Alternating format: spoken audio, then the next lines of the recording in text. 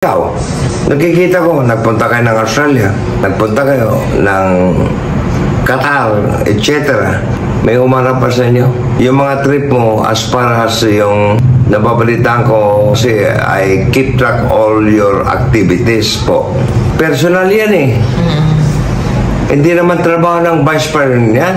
Ay, kami, na mamamayang Pilipino, na nagbabayad ng taxes, pero mo, nilulustay mo. 4 na beses ka magbiyahe ng isang buwan para ikumbinsi mo yung mga OFW na mapapauwi na si ex-president Duterte. Hindi pa po. Yan ang mga topic mo doon. Anong nangyari sa Australia? Nilangaw kayo doon. Ay nako, kayong nanggulo ng Pilipinas. Tahimik na tahimik yung tao. O ngayon, on the process ka ng impeachment, harapin mo rin. Kaya in-impeach yung ginawa niya. Alam naman natin eh. Di ba? In-impeach siya. Yung paglustay na ng confidential fund, yun lang naman ang issue eh. Hindi yung namumuliti ka. Malayo pang 2028. Pero pakaswerte mo, from mayor to vice president, si BBM, from vice governor to governor, ilang beses nag-governor, congressman, marami siyang dinaanan. Ikaw, mayor, tumalong ka kagad sa itaas. How can you run in my own analysis, I don't think you can run the Philippines. Yung mga statement mo dyan. Alam na ba ninyo, the biggest laboratory ng drug under Michael Yang, Davao City. Mahal na mahal nyo siya kasi meron kayong ayuda. Ano masabi nyo? Meron ba lahat na nahuli na raid ng law enforcement ng Marcos administration? Meron bang pinatay? Meron ba ng pakalikan? Na-income sana ng Philippines, ng gobyerno, 10.8 billion. Kung pinagbili ni director ng PDEA, Philippine Drug Enforcement Agency, di marami ng adik ngayon naman. Sir, sabi nila propaganda lang daw yun. Hindi propaganda. Nandun, ilan ang media na nagpunta doon. Hindi propaganda yan. 10.8 billion, nandun ako. Nung panahon ni Duterte, meron bang sinunog ng droga? Katulad yung inismagan ni Polong doon sa customer na nahuli, isang barge. Saan pupunta yun? Biglang nawala. Dumami ang adik.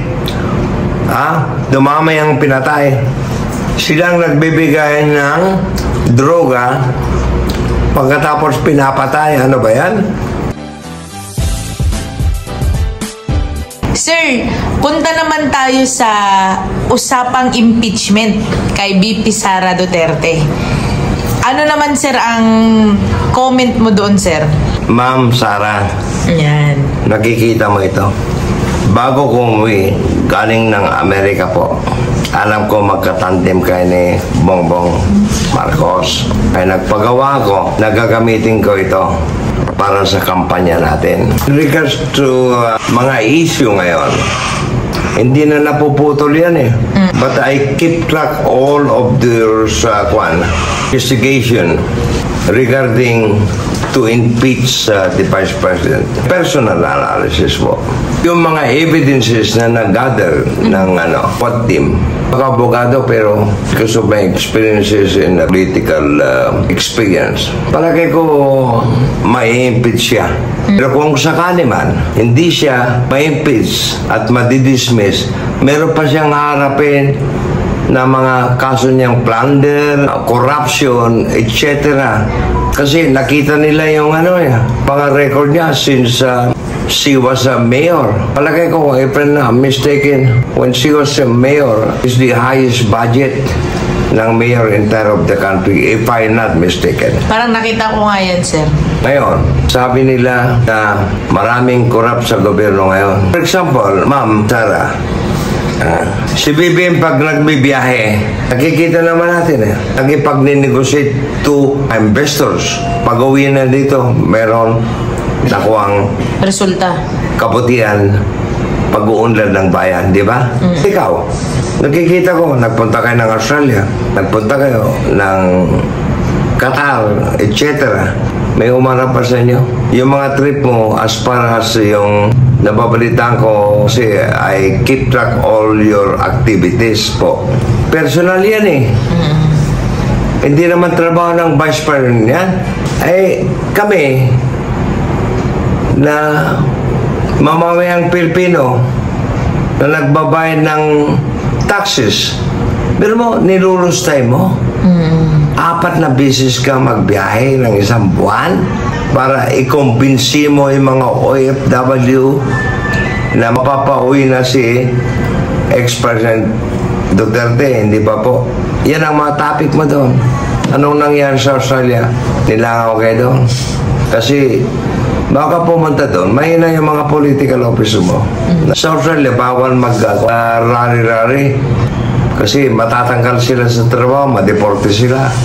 Yan ang patas doon lang alam ko. Kaya nilangaw po kayo. Hindi ko alam kung sino yung kasama mo. Punta kayo ng Qatar. Pero mo yun, 4 na beses. Magkanong pamasahe? Magkanong security mo na kasama mo dyan? Na nagsisuldo ng pera ng taong bayan.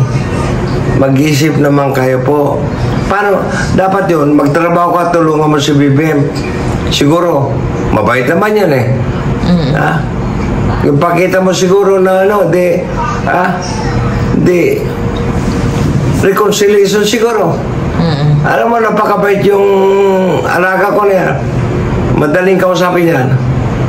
Pero pakita mo naman. Kinakalaban mo, ay nako. Kayong nanggulo ng Pilipinas, tahimik na tahimik yung tao. O ngayon, on the process ka ng impeachment, harapin mo rin. Minsan, tinatawag ka doon, hindi sumisipot. Ano ba yan?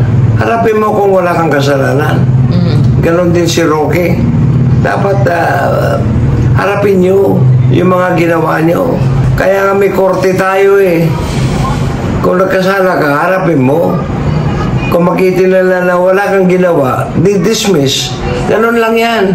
Sabi ng kampo ni Sara Duterte, sir, kaya daw siya pinapa-impeach o ginigipit ng politika dahil matunog daw na tatakbo siya bilang presidente ng 2028. Mali yun, matagal pa yun. Ang reason na alam ko, in my own opinion, kaya in-impeach yung ginawa niya. Alam naman natin di ba? In-impeach siya. Yung paglustay na ng confidential fund, yun lang naman ang issue Hindi yung namumulitika. Malayo pang 2028. Malayo pa. Kaya harapin mo yan para malinis ka, maaaring tatakbo ka sa 2028.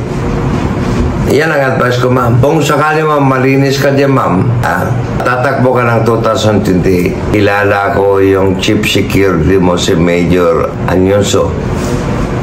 Pwede akong tutulong sa iyo sa kampanya, ma'am. Ayaw kong sumama na madumi. Gusto ko lang sumama yung malinis. Kaya hindi ko iwan si BBM. Mas malinis pa yung lalaba mo doon sa washer ng damit niya. Mas malinis. Malinis yan. Wala akong masasabi. Wala akong masasabi sa iyo, sir. Keep it up para matupad mo lahat ang mga pangarap mo. Sir, yan ang dapat sundan mo naman, Sara. Meron pa kaswerte mo? From mayor to vice president? Si BBM, from vice governor to governor, ilang beses nag-governor, congressman, marami siyang dinaanan. Ikaw, mayor, tumalong ka kagad sa itaas. How can you run in my own analysis, I don't think you can run the Philippines. Yung mga statement mo dyan, in my own. Si BP Sara Duterte daw is hindi daw a-attend sa SONA ng ni PBBM dahil daw, sir, yung date na yan ay nasa Korea siya para i-meet yung mga Duterte supporters ulit. Alam mo yan, hindi naman kailangan ni BBM na mag-attend, volunteer lang naman yun eh. Diba? Nasa kanya yun. Nasa kanya. Your own decision. Ngayon, magta-travel ka man, sinasabi mo, lulusay ka man ng pera ng taong bayan. Trabaho mo ba yan? Yan ang isipin mo, ma'am. Yung SONA, everybody is invited. But we are not going to force you and drag you to attend. Nasa iyo yun. Sir, yung sinasabi ng mga ibang tao na mas safe daw ang Pilipinas nung time ni Duterte kesa ngayong time ni BBM, especially sa mga drugs matters. Alam mo, Madam Jing, ang sinasabi mo, mas tahimik, gano'n ba? Ng mga droga during the term of ex-President Duterte. Pati ikaw siguro, Miss Jing, nakita mo naman. Araw-araw, minuto-minuto, may namamatay tungkol sa droga. Ngayon, ako nasa Subic. Meron kaming nahuli na isang barko na fishing boat na worth 10.8 billion na shabu. Anong desisyon ni BBM? Dinala lahat sa Camp O'Donnell sa Kapas. 10.8 billion na shabu.